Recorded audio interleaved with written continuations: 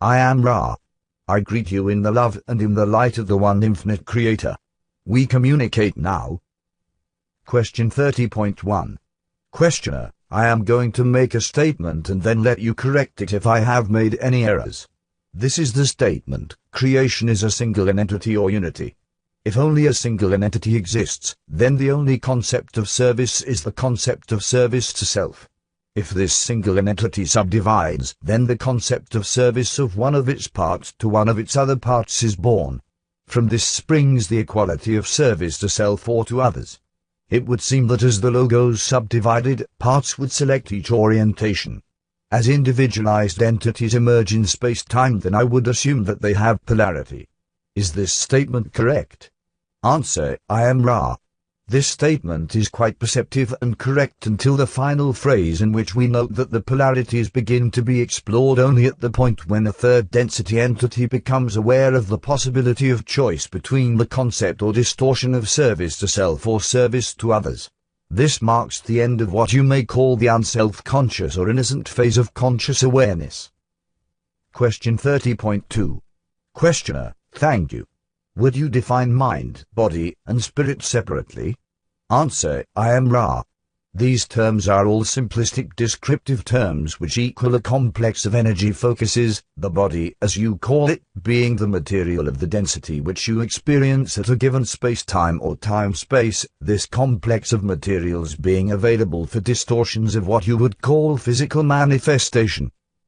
The mind is a complex which reflects the inpourings of the spirit and the outpourings of the body complex. It contains what you know as feelings, emotions, and intellectual thoughts in its more conscious complexities. Moving further down the tree of mind, we see the intuition, which is of the nature of the mind, more in contact or in tune with the total beingness complex. Moving down to the roots of mind, we find the progression of consciousness, which gradually turns from the personal to the racial memory, to the cosmic influxes, and thus becomes a direct contactor of that shuttle which we call the spirit complex. This spirit complex is the channel whereby the inpourings from all of the various universal, planetary, and personal inpourings may be funneled into the roots of consciousness, and whereby consciousness may be funneled to the gateway of intelligent infinity through the balanced intelligent energy of body and mind. You will see by this series of definitive statements that mind, body, and spirit are inextricably intertwined and cannot continue one without the other.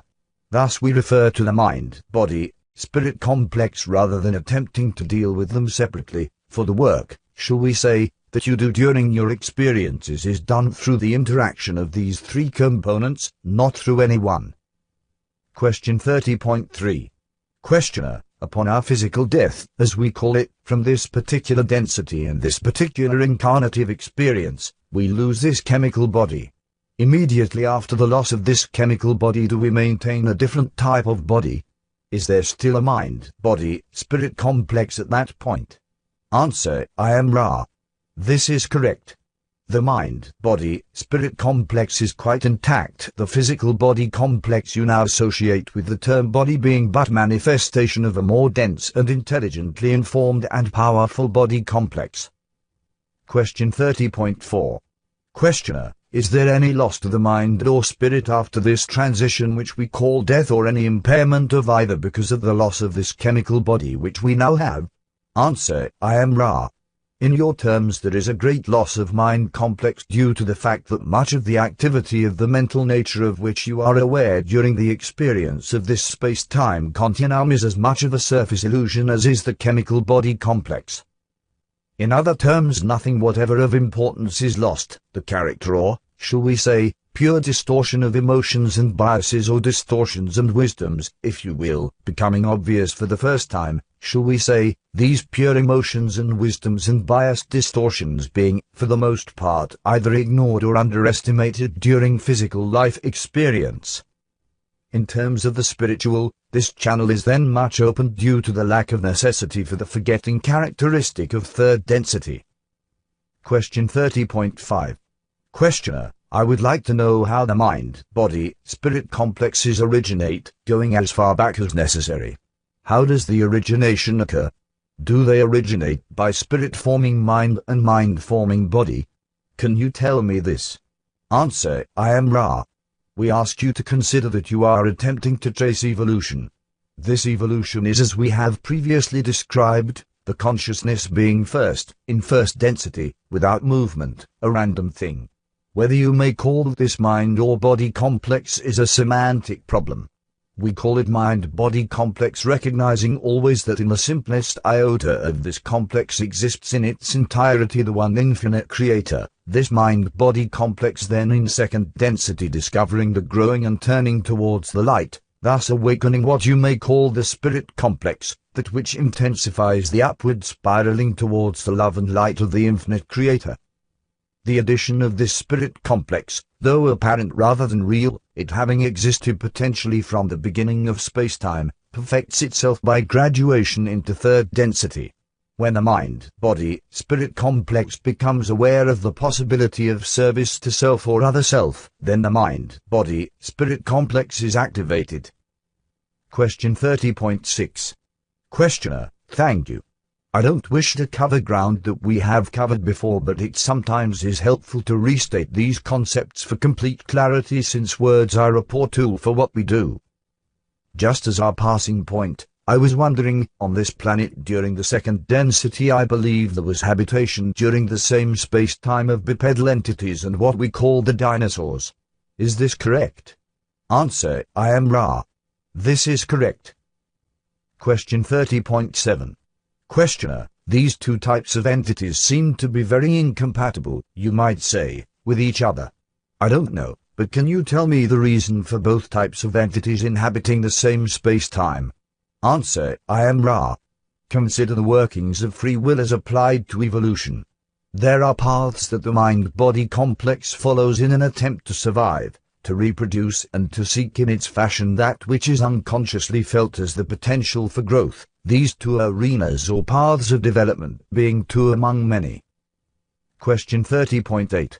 Questioner: In second density the concept of bisexual reproduction first originates.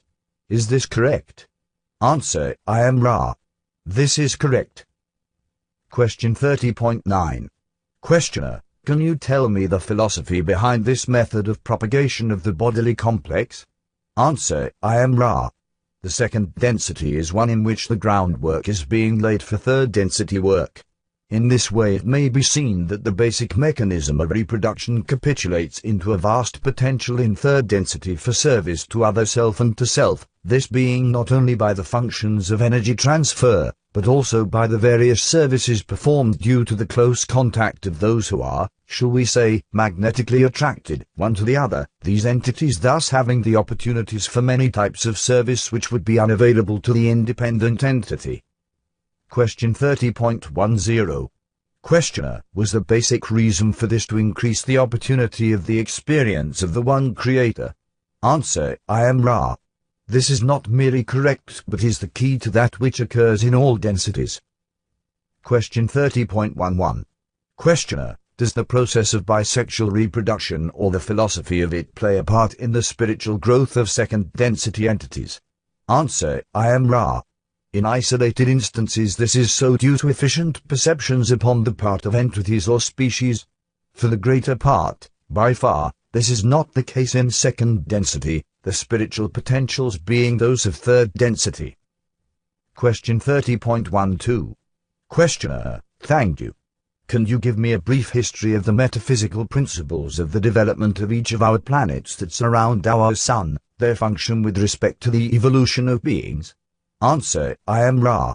We shall give you a metaphysical description only of those planets upon which individual mind, body, spirit complexes have been, are, or shall be experienced.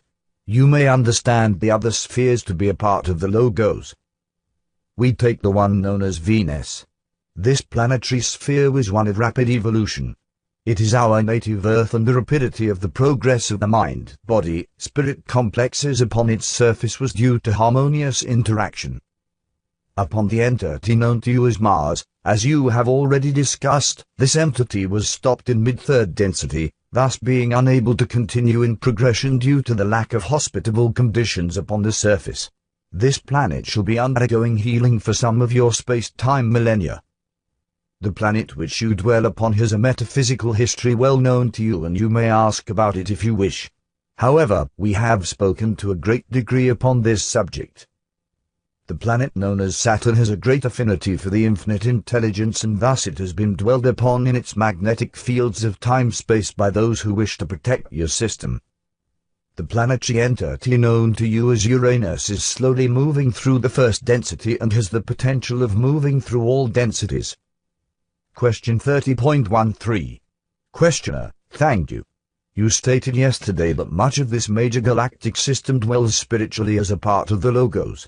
Do you mean that near the center of this major galactic system that the stars there do not have planetary systems? Is this correct? Answer: I am Ra. This is incorrect.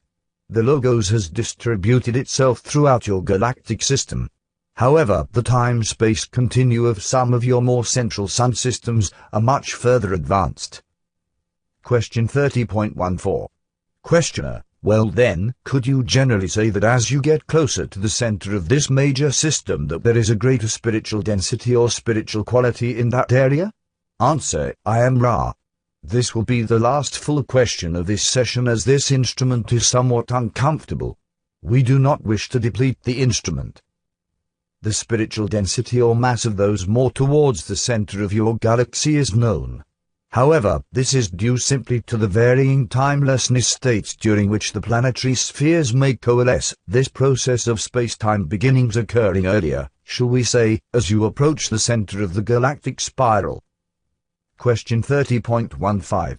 Questioner: the instrument would like to know if you could tell her whether or not this item, which is called Sam Miller's polarizer, would help her physical well-being. Could you do that? Answer: I am Ra. As we scan the instrument, we find anomalies of the magnetic field which are distorted towards our abilities to find narrow-band channel into this instrument's mind, body, spirit complex. The polarizer of which you speak, as it is, would not be helpful. A careful reading of this instrument's aura by those gifted in this area, and subsequent alterations of the magnetizing forces of this polarizer, would assist the entity, Sam, in creating such a polarizer that would be of some aid to the instrument. However, we would suggest that no electrical or magnetic equipment not necessary for the recording of our words be brought into these sessions, for we wish no distortions that are not necessary. Question 30.16. Questioner: is there anything that we can do to make the instrument more comfortable or to improve the contact? Ra: this instrument is well balanced and the contact is as it should be. This instrument has certain difficulties of a distortion you would call the muscular spasm, thus making the motionless position uncomfortable. Thus we leave the instrument. I am Ra. You are doing well, my friends. I leave you in the love and the light of the one infinite Creator. Go forth, then, rejoicing in the power and the peace of the one Creator. Adonai.